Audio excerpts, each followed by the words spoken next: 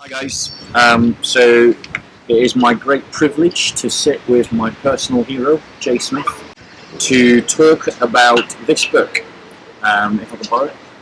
This book, written by Dr. Daniel Brubaker, Corrections in Early Quran Manuscripts.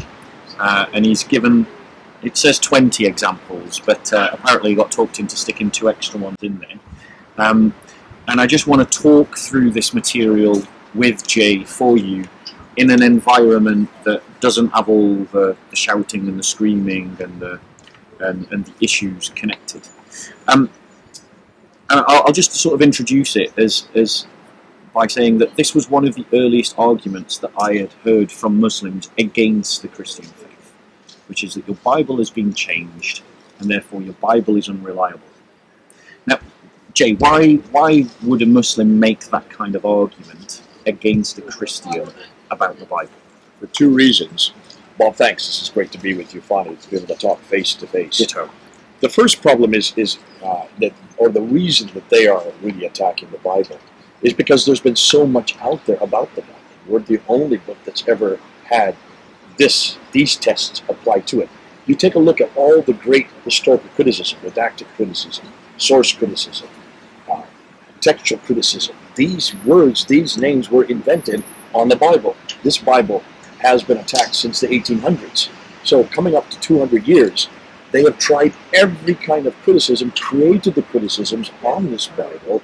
Nothing has ever been done against the Quran on these areas, in these areas. And every Muslim who has been to any madrasa or any mosque anywhere or listened to any cleric teach on the Quran has heard, secondly, that the Quran is not only eternal, number one, that it was sent down to a man named Muhammad over 22 years, 610 to 632, that it was complete, there's the word, complete, at the time of Uthman, 652, and that this book that I have in my hand today, this is the Arabic side, that's the English, the Arabic side, that's the Quran, is exactly the same as that which was in heaven, that which was given to Muhammad, that which was then codified by Uthman.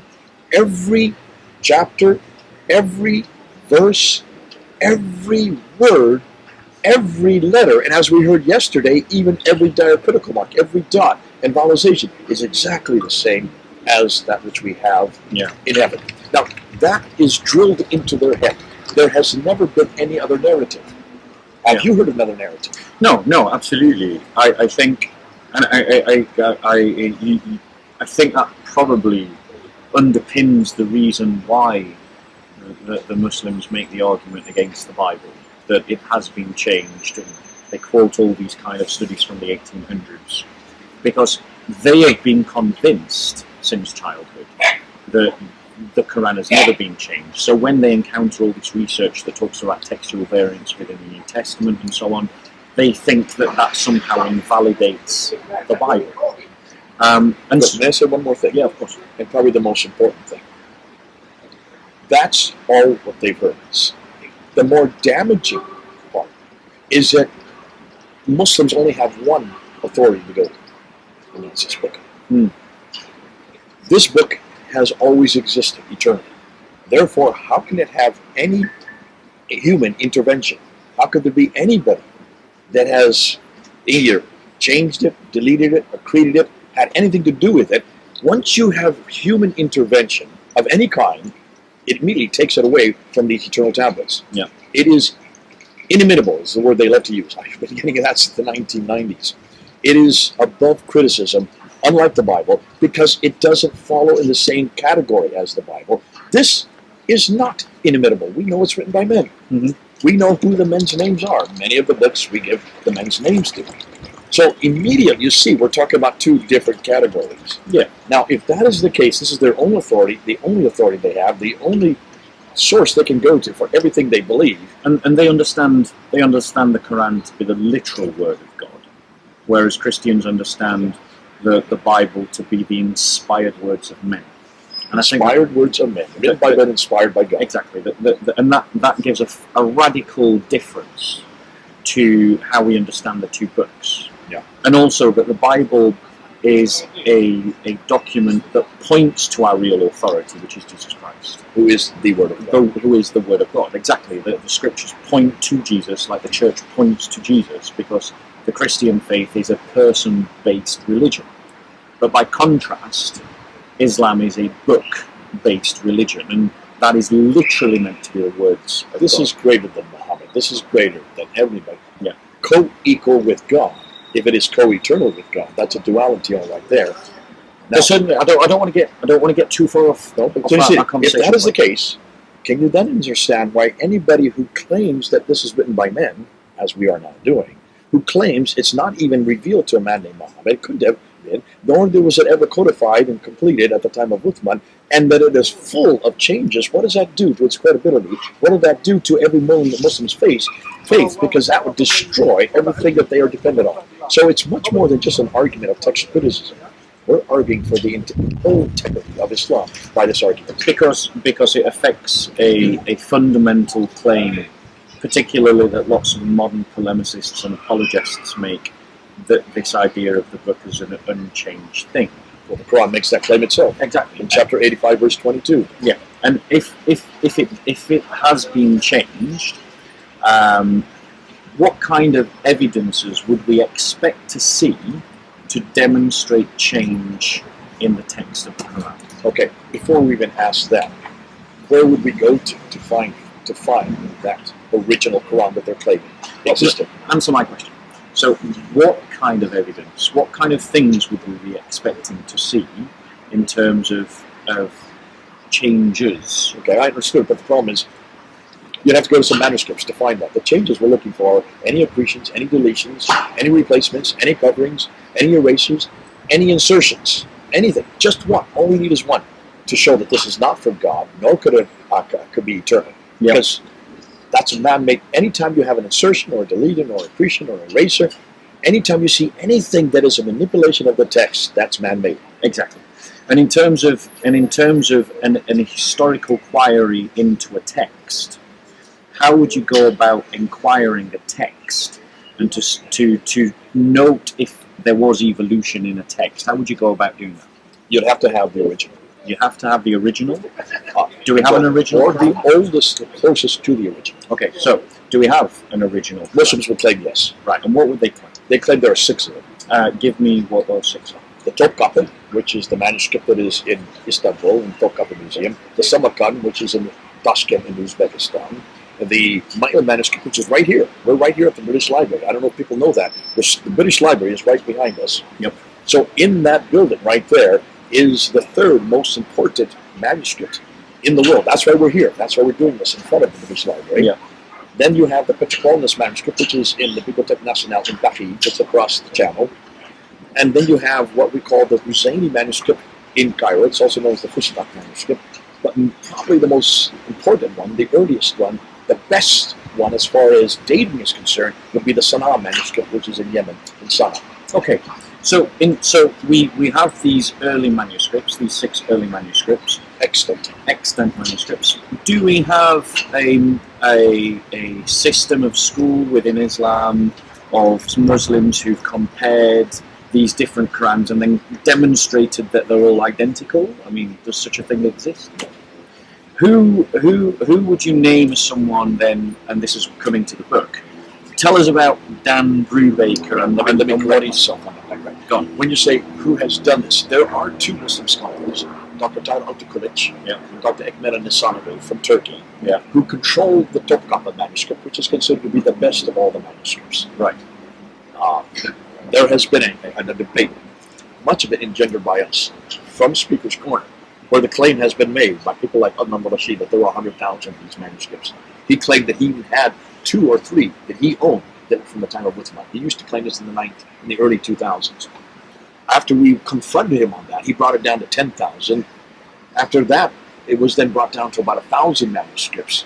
Islamic Awareness, which is the largest website anywhere in the world that is a repository for all the earliest manuscripts, would never make that claim. That comes from Cambridge University. Mansour Ahmed is one of the writers and the researchers for that website. He never has made that claim. People like Adnan Rashid have. We finally came down to of these 6 manuscripts in 2014. These 6 manuscripts are claimed by the Muslims themselves, like Al-Quranic and also Hikmet and Hassan. They were the ones that claimed that these are the 6 major manuscripts. There's no one really that has confronted that claim. Did these 2 Muslim scholars identify that the texts that they were in control of and studied were identical to every other Quran in the world? No. And the study came out in 2007. It was made into English. It was translated in English in 2009. I got it in 2013. Yeah. You can get it. It's up online. Go and pull it down. In fact, people can get just all you need to do is read the introduction. It's 83 pages long, and read what they say. And summarize what they're saying. Basically, they're saying none of these 6 manuscripts are from the time of Uthman. Not one. Not one. There is no manuscript from the time of Uthman. Do they say that they're identical to every other Quran? Not one of them is the same. Not one of the earliest manuscripts are the same. Of these 6, not one of them is complete. Not one of them is complete. And not one of them. So they're not complete, they're not identical to one another, and they're not identical to the Quran that Muslims are using today. That's the 4th claim, and that's we haven't got tonight. And that is, not one of them is exactly the same as this Quran, the Hafs Quran that we're using today. That one there. Yeah. They made that claim back in 2009. It was really made public. I made it public at the big debate that we had with Shabbat Ali in 2014. So by 2014, the world now knew that no Quran, none of the earliest manuscripts, is exactly like the Quran we have here. Now, the top copy would have been the best. So you've got these 2 Muslim scholars who've done that, and they're alive today. They're in living memory, aren't they? They're still alive today. Okay, and obviously people like Dr. Dan Brubaker have taken that a step further. Tell us a little bit about him and his research and his privileged position in terms of looking. Neither of those 2 Muslim scholars have done any more than just that. Yeah. They have not gone and actually looked for variants. They've just claimed, for instance, the top copy, the best they've got. They did claim that there are 2,270 variants in just that manuscript. Variants from what? From this. Yeah. So they're using a standard. This is the standard. So when they call about variants, they are saying that the variants of the earliest text to the later text, i.e. it's the top Khani is variant to the one in your hand, the top copy is variant to the one in your hand. 2,270 words or phrases than what we have here. Now notice, what does that mean? Let me just define terms. They're not talking about diacritical marks because there are no diacritical marks in the top copy. Yeah. They haven't been invented yet. Yeah. The dots above and below the lines. How old is the top copy? That's the other $1 million question. I don't know if you were there. You weren't there at the debate yesterday. No. Mansour tried to say that this is in the 1st century AH. He was not quoting his own scholars. Right. The scholars are very clear that the top copy has about 100-year range. Yep. They were saying the second half of the 1st century AH goes from 622 to 721. Yeah. Or also the first half of the 2nd century, which goes from 721 to 770. So basically, the Muslim scholars are saying the top copy is within a range of 670 to 770. When were the diacritical marks introduced to the text of the Quran? Well, they were beginning to be introduced in the late 8th century. And when you look at the top copy, you will see that there are dots that have been put into it, but they're in red ink, which means they've been added at a much later date. Yeah. So when the top copy was first created, there was no dot. And that's an example of manipulation of the text. That's an example, of course, but then you might say, oh, that's because Arabic did not accommodate it that early. Yeah. Diacritical marks would have to be created in order to accommodate the reading of it, which is really odd. Why would God, in His wisdom, give the greatest revelation to mankind in a language that couldn't even accommodate that revelation? Yeah, they didn't even have a smart formed alphabet. That's right. There was no alphabet when he had at his disposal Hebrew and Greek, which he had already used in the earlier manuscripts. Apparently, he had already used. Yeah. Well, in the Bible. Focusing in on Dr. Dan Brubaker's book. And focusing in on Dr. Dan Brubaker, tell us about the privileged position that Dr. Dan Brubaker had in the work that he went on to do. Dr. Dan Brubaker, doing his doctoral thesis out of Rice University in Texas, decided in 2010 that he wanted to look for he wanted just to find one correction, possibly at the most 5 corrections, when he started out his thesis. So he had very low goals. And so did we all. Yeah. I mean, all of us. I was the same boat. You weren't even around Yeah. in that discussion yet. Yeah. Now, all of us were in that discussion back in 2010. We were looking, we really just needed one. Because then we could say, there is human intervention. Yeah. What we're looking for is human intervention. A claim we would never make about the Bible because the Bible is full. This is all human intervention. Yes. So this is a claim only for the Quran. He started in 2010, wanting to find possibly 5. He would have been happy for 5. Yeah. He was given permission because he was doing a doctoral thesis to go see the top copy, the Samarkand, the Michael, the Petapolis, the Husseini, and the Sana manuscripts. He had access to all of them. All 6 of them, plus 4 others that are a little bit after, but comparable and co-dating with those first 6. So he went to the St. Petersburg manuscripts, the Marcel manuscripts. He went to Doha, the ones that are in Qatar, and he went to 2 other ones that were in Istanbul, but not in the Topkapı. So he went to about 10 manuscripts, all of which are considered by any scholar that's worth their salt as the earliest extant manuscripts. What did he find? Well, he took pictures of every one of them, and as he started taking pictures of them, and he was given access to all of them, he noticed that there was variant after variant after variant. Between one another? Not only between one another, but mostly with this one.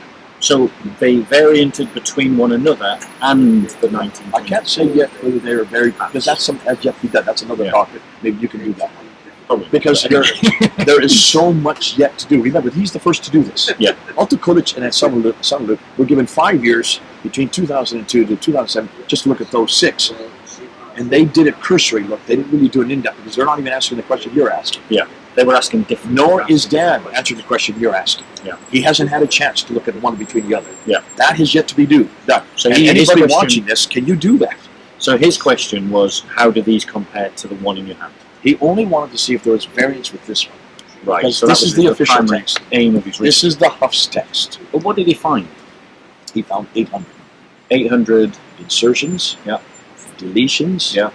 erasers, Yeah. coverings, Yeah. tapings. Mm-hmm. Now, coverings with writing over top of them. Right.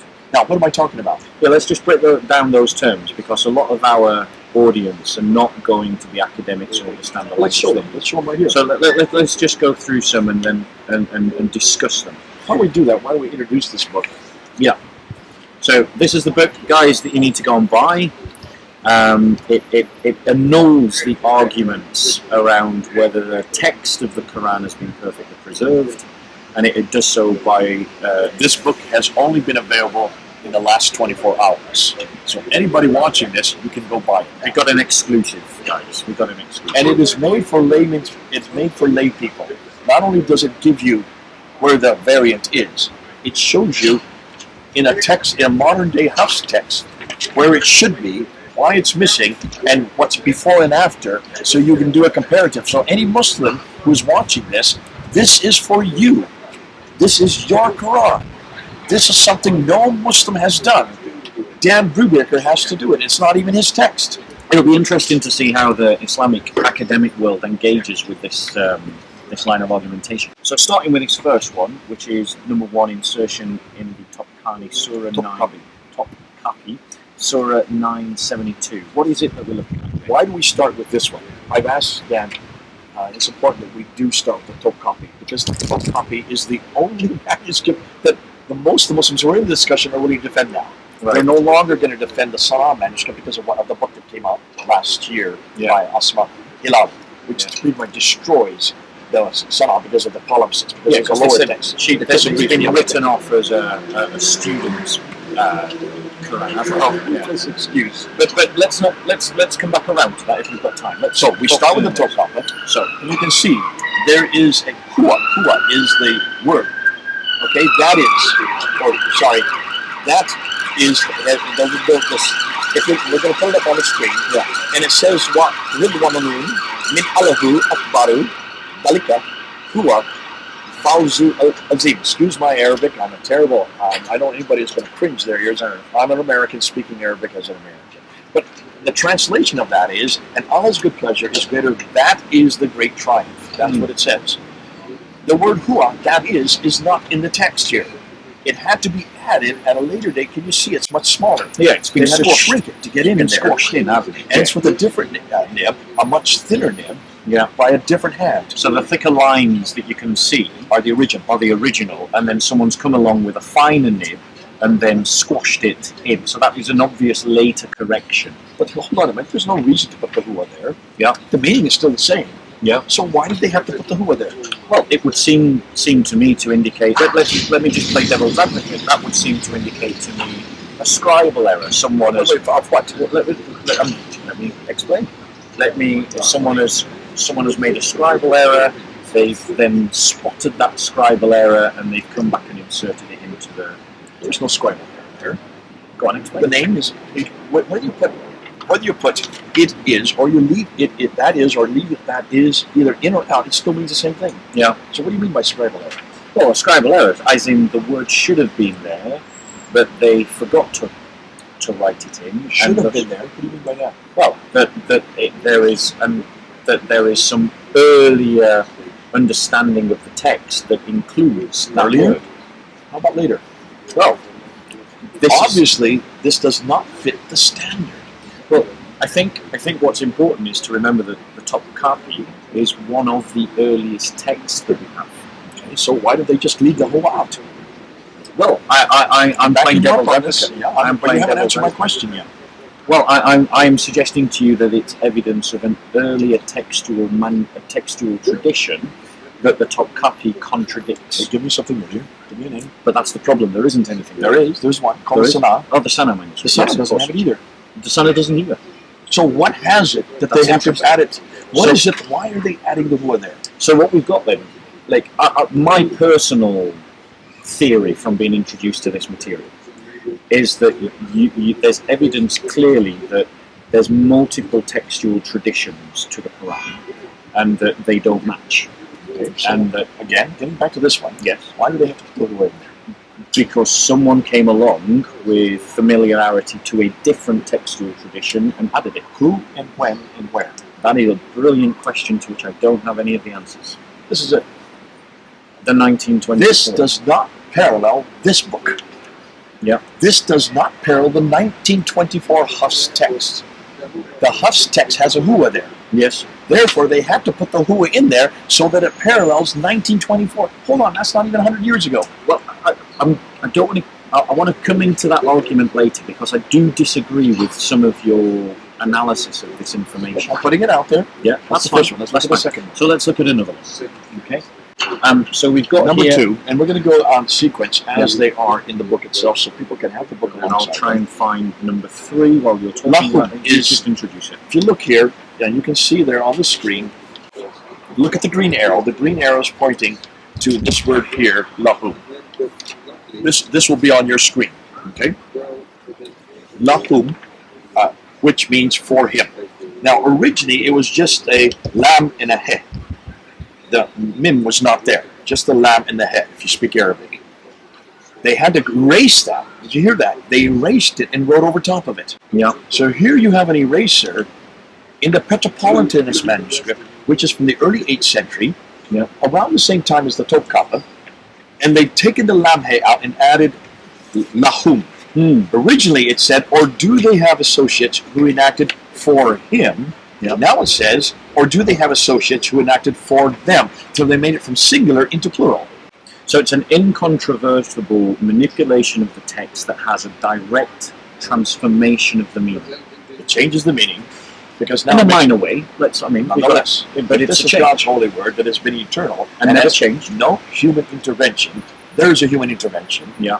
And it's also, you could probably do a doctoral thesis just on this correction. Because what you need to do is pull this back and say, how does that now change the verse? And what does that do about the theology of whether God, the person is singular or plural? Yes. Huge amount of significance on this. Yep. I'm not interested in that right now. I just want to know, are there any human interventions? Yes. That's number 2. So that's an example of an erasure with an addition. Okay.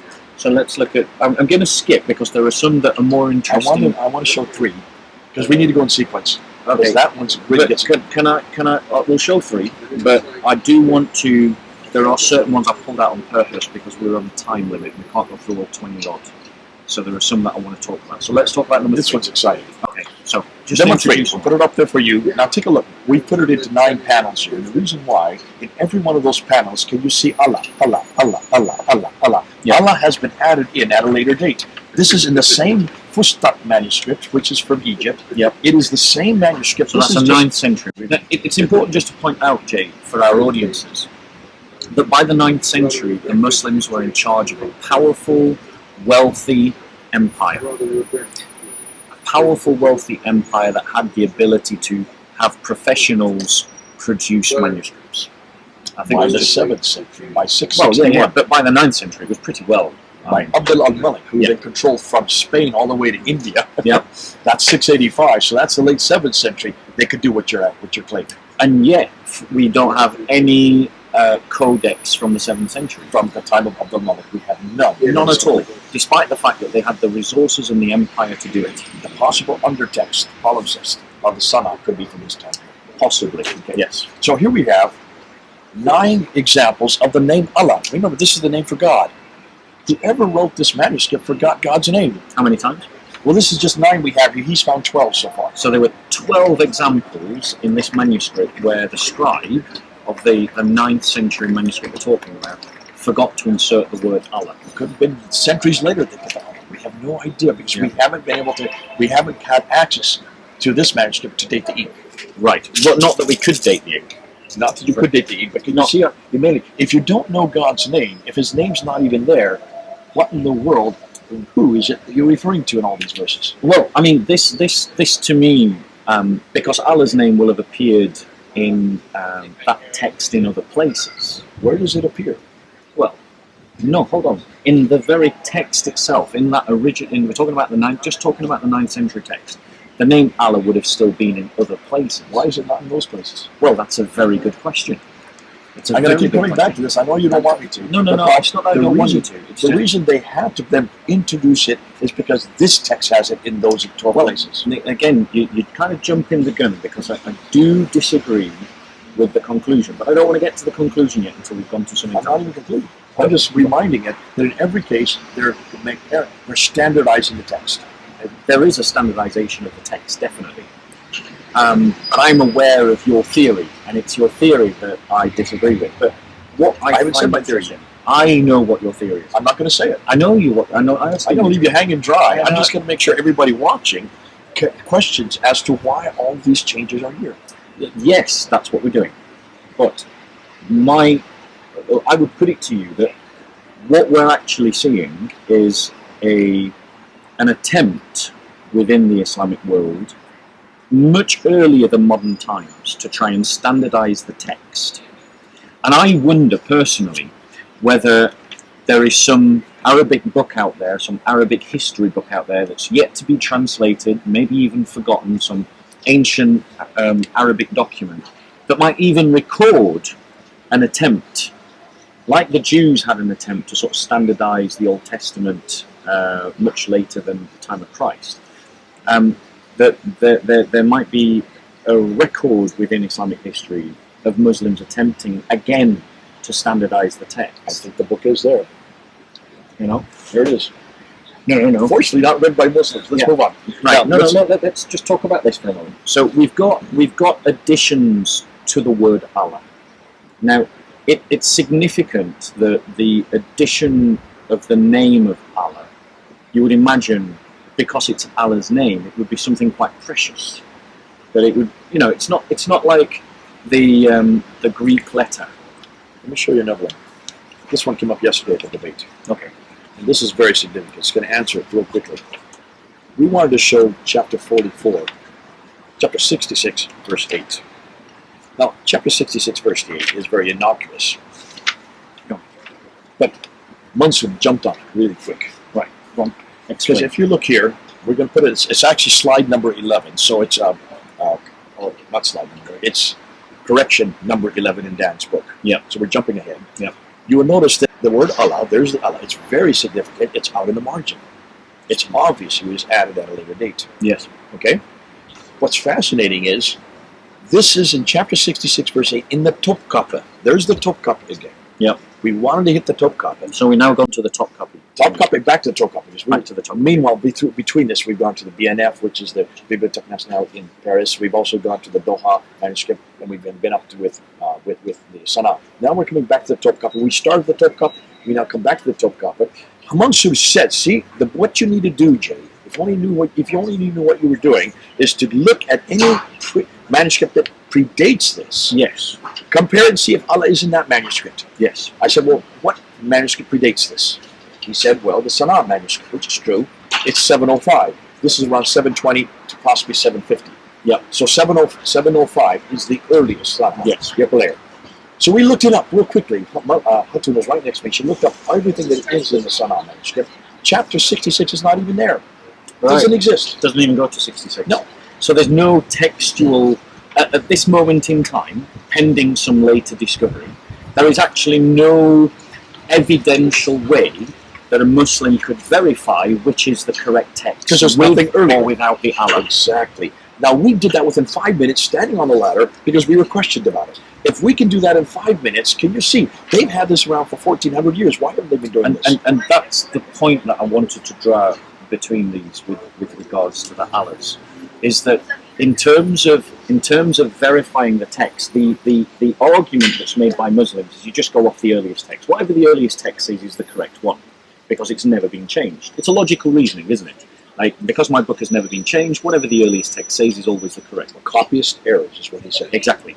But the point is, if you have a textual variant, as you've just highlighted here on the word Allah, but you don't have an earlier text that can verify whether it should or should not be in the text, then you have no way of being certain whether the addition or the deletion is the correct variant. There you go. Bingo. Now, let's go one step further. Look at the next one. So, Number 4. And this one for me, I think, I find This is the clincher. that the 2 points that I find most powerful about Dr. Dandrew Baker's book are the erasures and the tapings. Or the coverings. The coverings, yeah. Sorry. What's the difference between a covering and a taping? He didn't go into the tapings at all in his book, in this book. That will come. The tapings are big block tapes. They're squares. They look like there's been damage until you look at the backside and there's no damage there. So right. obviously they're actually covering an entire section of the Quran. Interesting. That he did put into the book. That's yet to come. Remember, there's 4,000 of these to go through. But this is nothing more than so appetizer. that's a taping. That's what he calls taping. Okay, so tell us what a covering is then. Okay, we're going to get to that, but let's do with the erasures. Covering is just when you cover a strip over a line or over a word, and then you either leave it blank or you write over top of it. Okay, brilliant. Okay, because you've got to remember that many of our audience are totally uninitiated to the terminology you're using. Even I'm still you understand learning. what we're saying. Even right? I'm still learning. So in terms of the erasures and the coverings, the reason why I find them the most important is because what that means is someone for some reason felt that they needed to put words into a text that then someone later thinks shouldn't be there. And that is devastating. I mean, it's a no-brainer. Yeah. If you're a scribist, and obviously the bigger the taping, the bigger the error. So if you're a scribist and you write an entire sentence down because you think it should be there, and then someone later comes along and says, hold on, that entire sentence shouldn't be there, I'll put a tape over the top. That implies that the first scribe was using some source or some material saying that those words should be there, and then the later scribe who's covering it up is saying, or erasing it, is using a different source and a different material to say that it shouldn't be. Okay. But yet this is meant to be one identical Quran. Well, is that I'm going to keep coming back to this. Is that you were right on the first half. Yeah. The second part, I would suggest there we know why they have to erase it, why they have to cover it. We know what the source is that they're going to. It's the Hafs. It's the Hafs again. Yeah, but it's going to be boring because I'm going to keep saying, and this is what Dan, one of his major theses is, in every case except for about 5 that he has been able to identify, in every case, every time you see an eraser, every time you see a covering, every time you see an insertion, every time you see a deletion, in every case, it's to standardize it to the current text. Yeah. Bingo. So I know that you don't want me to say it, No, I have to come to some conclusion. I'm going to correct you, Jake, because that's the second time you've said that. It isn't that I don't want you to say it. It is that I think that what it implies is different from the theory that I know you have. I know you have one theory about what's going on. I disagree with that theory, and we're going to talk about that. But let's get back to this. Want to get our drinks? Yeah, sorry, Pigeon. That's all right. So let's talk about this erasure, because I think this is. I mean, this proves your point right there, doesn't it?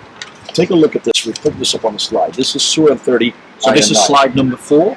Slide number 4. Which manuscript is it looking at? It's from the National Library of Russia. This is the St. Petersburg. The St. Petersburg. This is not one of the earliest 6. It's one of the 7th or 8th. And what you have an erasure between Akibatu, the fate, and Aladina of those. Yeah. So the correction now aligns with the Hafs text. By taking this out, by erasing this, what you see that's left behind... What was the word taken out, sorry? We don't know.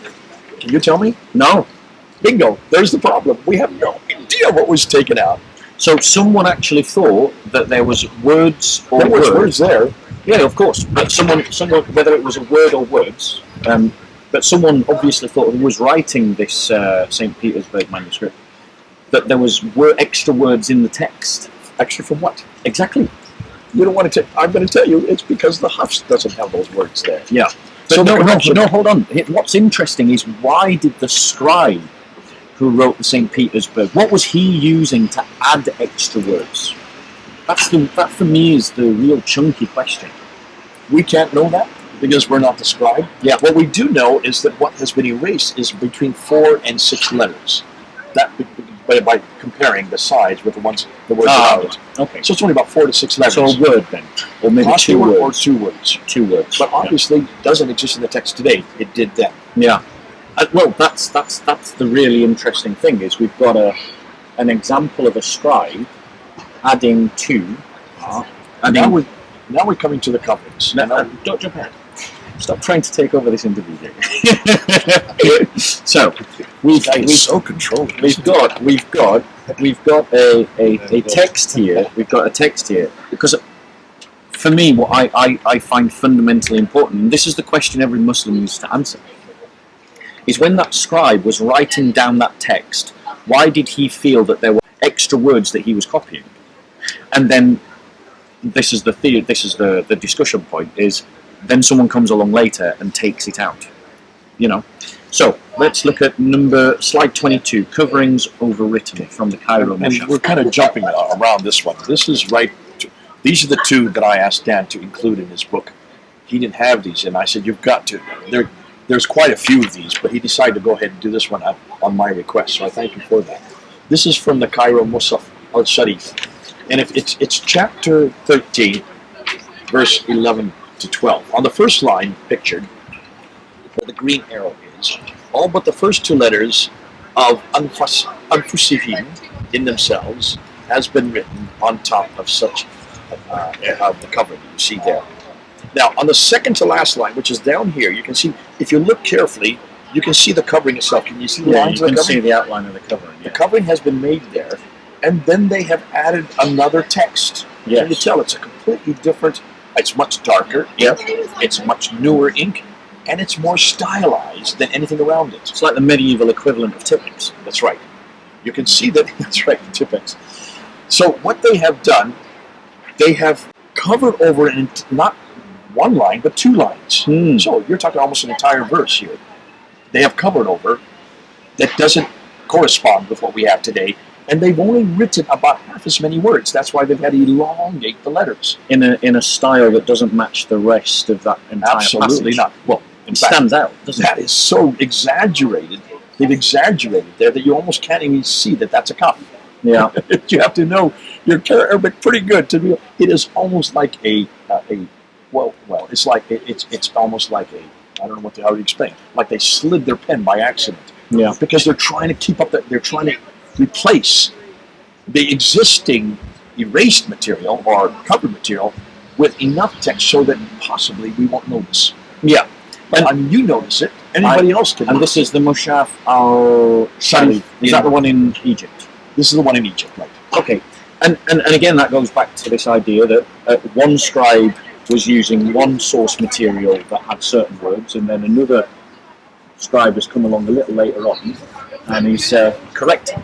And you say a little later on. I didn't say much later on. Well, right. So, can we go to the other one that's just like this? Yeah, which one is that? That's number 21. 21, and then we'll talk about theories about why we think that might have happened. Okay? And this is where me and you are going to disagree. Okay, that's why I'm trying to hold you back from jumping ahead. I want you to look at this one here. We'll put this up on the screen for you. And this is slide number. This is again for the same manuscript we just looked at. This is slide number 21 in Dan's book. Take a look and you'll see. Count how many different green arrows, because each green arrow is pointing to a covering. If you look carefully, you can see every one of the coverings, 1, 2, 3, 4, 5, 6, 7, 8 coverings on just one page. So much so that you almost cannot read what's left behind. It is so uta-puta, as we say in India, which suggests to me that censorship in a huge scale on one page. Yeah. Now, what is left behind and what does it correspond to? What's left behind, what you can read, now corresponds with the Hafs text. Yeah. But there's entire words that have been deleted there. I would say even sentences. Even sentences. So that means that there was, for this scribe that was writing this text, there was a corrupted text from which he was copying, or a corrupted recitation that he was using. Absolutely. That had to be changed. That had to be changed. You can't have that exposed for the world to see today. Let's cut to the quick. This bit that you kept trying to jump ahead of me on. What do you think's going on? Well, you fall right back in your lap. In order to be able to know what to correct, in order to know what to erase or cover or tape or insert, like the hua that we talked from the very beginning, you need to have a standard to know what you're going to correct. Am I correct? Yes. You've got to have something to work towards. You have to have a standard that you're aligning everything to. Yes. There's got to be a North Star. When did that standard exist? Well, I believe that this is evidence that there was an attempt to standardize the text at some point within Islamic history, when all of these texts were in control of a single Islamic power. And I think that must have been within the Ottoman period.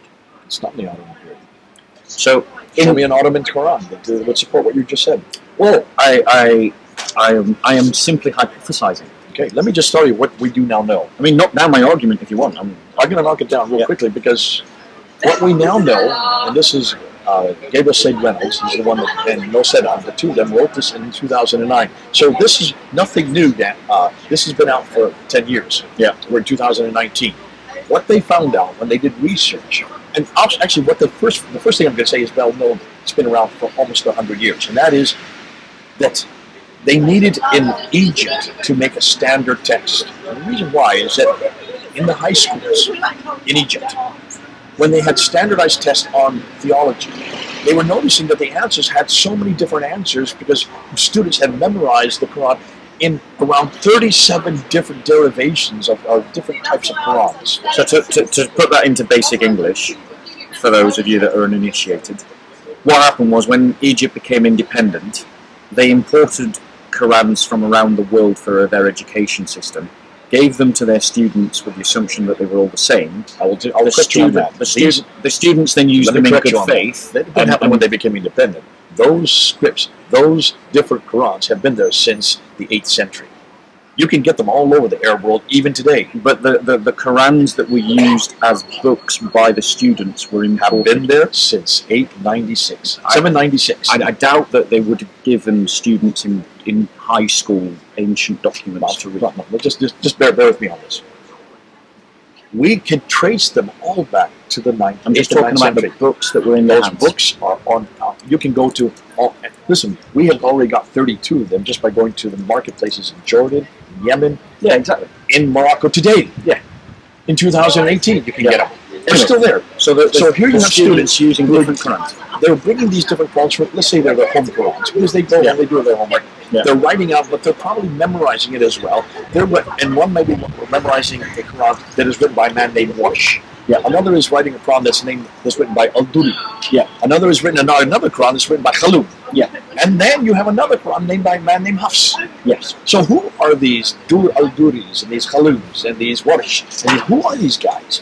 But they're not modern scholars. Mm-hmm. These are students from 5 cities that were actually creating their own Qurans up in Mecca, Medina, Kufa, Baghdad, and also in Damascus. Yeah. 5 cities where they all existed, and they were getting it from their teachers. Most of them lived in the 9th century, but Hafs died in the late 8th century. Yeah. So you have all these different Qurans that have completely different writings, different ways of writing these verses.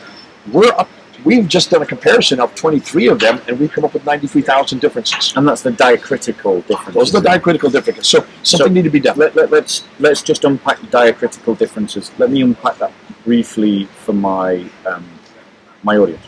So the basic structure of the Arabic language has a lot of letters. How many letters are indistinguishable? 28, but 22 of them are. You have to use dots. Only 6 of them are. So there are 22 letters within the Arabic language that, as they're written in the most basic structure, are indistinguishable from one another. And to create distinguishment between those letters, there's the use of the dots above and below the basic structure of the letter. But you can have one letter, and depending on where you put the dots, 5 different dots. 5 different dots, 1 above, 2 above, 3 above and 3 2 below. above, or 1 below or 2 below, can actually change what letter you're looking at. And in terms of these Hafs, Duri, Warsh, what you have are Qurans with dots in different places, which changes the actual words. It can change a singular to a plural, or it can actually change whether a sentence is passive or active. Like Qatala versus Kutilu. Yeah. One is he fought, that means the prophets fought, or he died. Yeah. Which would make a huge significance. I'd like to know if I fought or if I die. Well, if I was a prophet. And not everyone who fights dies. That's right. And not everyone who dies fights. You can go both ways. Yeah. But can you see the significance of just something as simple as that? Okay. Now, So these students, they're giving different answers because of differences like this that we just talked about. And so the Department of Education asked Muhammad ibn al-Haddad, who is a scholar at the Al-Azhar University, considered to be the foremost university in the Muslim world, for about 1,000 years now. It's about a 1,000-year-old university. It still is. If he could then go and choose one amongst the 37 that existed there in Egypt, in Cairo, just the city of Cairo, and he chose Hafs. Why? We don't know. Okay. Especially since we know that Hafs is actually derided. He was from Kufa. He wasn't even from Medina or Mecca. You would have thought they'd have chosen an Arab. Yeah. He chose actually an Iraqi. Okay. Kufa is just south of Baghdad, right? He is part of the Abbasids. He's not even from the Umayyads. He was much later. Yeah. Died in 796. But more than that, he was considered to be very dishonest. Now, Right. there's a whole nother study now we need to now do on Hafs. But there's not just one Hafs. There's 5 different Hafs. Today, you can With find critical 5 differences. But they're all called Hafs. They're all called Hafs. Interesting. And here's the biggest question. How do we know that the Hafs that he chose is the Hafs that was written? Because where is the original Hafs manuscript? That Haddad used in the selection. Or that we can even say today. Where That we is can compare to the one Exactly. that you've got on the shelf. So these are the questions that were coming up, of course, scholars are asking today. Nonetheless, let's just go ahead back to 1924 when this was chosen. They took all these other ones that students had been bringing to class and been using, they grabbed them all, confiscated them, put them on a boat, and dumped them into the Nile. Which, if any Westerner had done that, would have been considered to be desecration and blasphemous and a hate crime, but yet the Muslims themselves have done it. Just like Haven't we heard a story something like this? Bukhari burned. No, not Bukhari. Uthman, sorry, yes. Bukhari writes about it. But Uthman, didn't he do something similar, according to exactly. Bukhari? He burned textual variants. Anything that disagreed? Anything that disagreed. So what we're seeing is a repeat of history, an attempt to standardise the text. Well, I would suggest Yep. these are doing the same thing as well. I agree with you, but your conclusion. So come to your I'm going to come to conclusion. that later. So Yeah, come to that your was in conclusion. Cairo only. Because I'm conscious of time, and That was only in Cairo, I want only in to one city. contradict you. By 1936, Yeah. this was such a successful model in the schools in Cairo that the Department of Education for Egypt decided to make this Egypt-wide, and they call it the Al-Farouk edition because named after King Farouk, who took over power in 1936 to commemorate his reign. Yep. That was in 1936. So in 1985, King Fahd who is the king of Saudi Arabia, decided to make that Hafs text The one that standard they for the would- entire world, So the one that they would mass produce. which is now what we see here today. Yeah. This is the Hilali and Khan. This is written and published in Medina, so it's published in Saudi Arabia. This text that you see here is the Hafs text, but only made standard 34 years ago. Okay, so now here's the thing, because what we've seen in Islamic history, both within Egypt and Al-Fard, and within the earliest Islamic sources of the hadiths, is that there is this constant striving and failure within the Islamic community to try and codify, systematize, and universalize a unique, perfect text. Yeah. They tried it. They tried it back at the time of Uthman, and they failed. I would suggest to you that this evidence suggests that they tried it centuries later, failed again.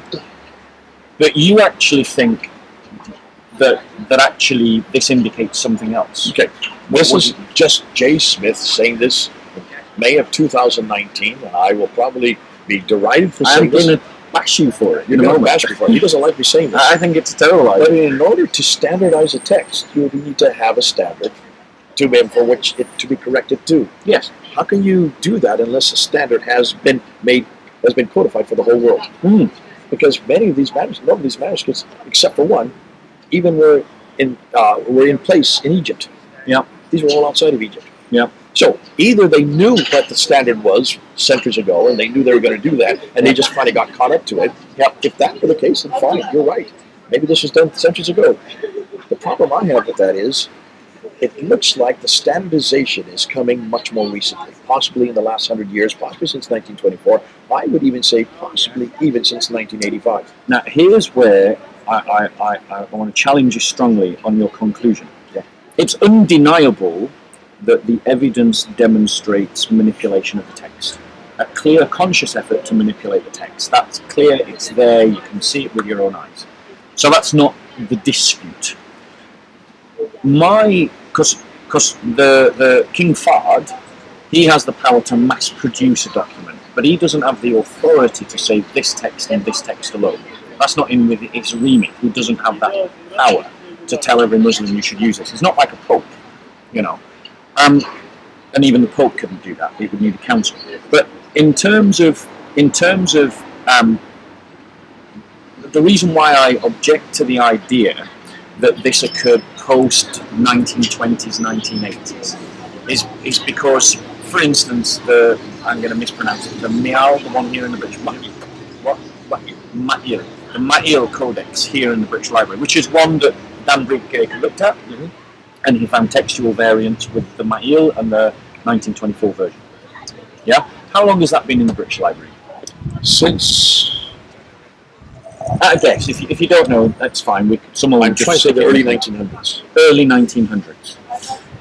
I cannot believe that this venerable institution would permit someone to desecrate No, because an ancient we haven't text even like looked that. at to see if there's a. But Dan Brubaker found textual variants between the Ma'il and the 1924 But version. we don't know whether the variants actually support the 1924 text. That we haven't done yet.